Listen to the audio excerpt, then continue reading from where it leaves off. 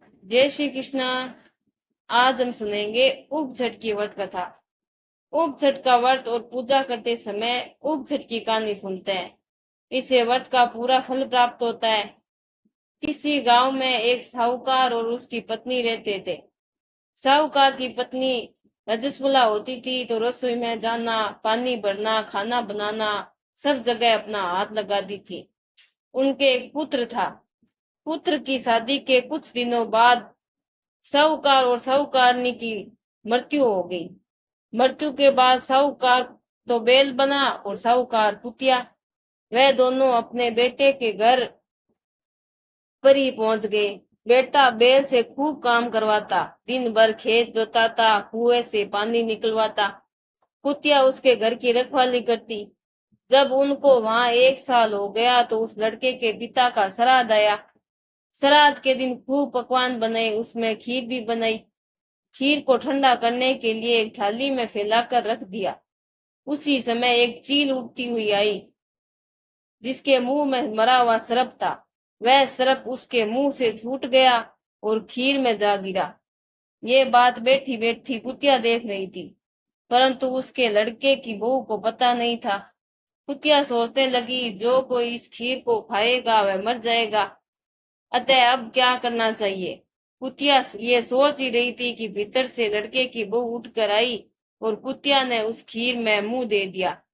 जब लड़के की बहू ने देखा कि कुतिया ने खीर में मुंह दे दिया है, तो वह डंडा लेकर आई और कुतिया के पीछे भागी भागी उसके पीठ पर एक ऐसा डंडा मारा कि कुतिया की पीठ की हड्डी टूट गई। जब रात हुई तो कुतिया बैल के पास आई और बोली, आज तो तुम्हारा श्राद्ध था, तुम्हें तो खूब भोजन मिला होगा।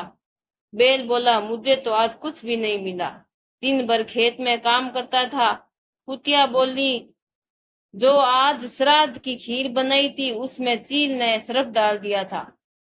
उससे कई एक को मरने से बचाने के लिए मैंने खीर में मुंह दे दिया, जिससे बहू ने मेरी पीठ पर ऐसा डंडा मारा कि मेरी हड्डी टूट गई। इससे बहुत दर्द हो रहा है और कुछ खाने को भी नहीं मिल रहा है। ये सब बात बहू सुन रही थी। उसने अपने पति को ये सब बात बताई। उसने एक पंडित को बुलाकर इस घटना का जिक्र किया।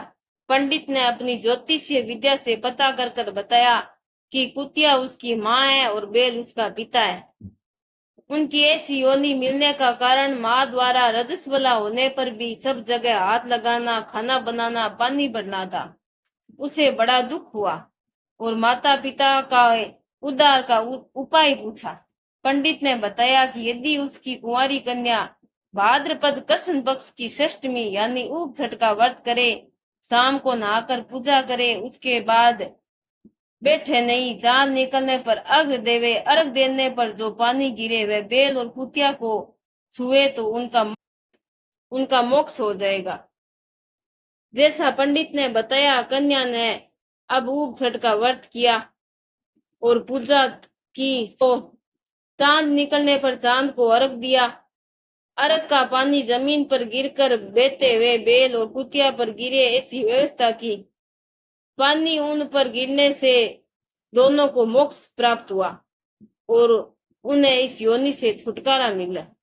हे उपछट माता, जैसे उनका उद्धार किया वैसे ही सभी का उद्धार करना, कहानी कहने वाले और सुनने वालों का भला करना। बोलिए उपछट माता की जय। अगर आपको मेरी ये कहानी अच्छी लगी है तो लाइक सब्सक्राइब जरूर करें। बहुत बहुत धन्यवाद।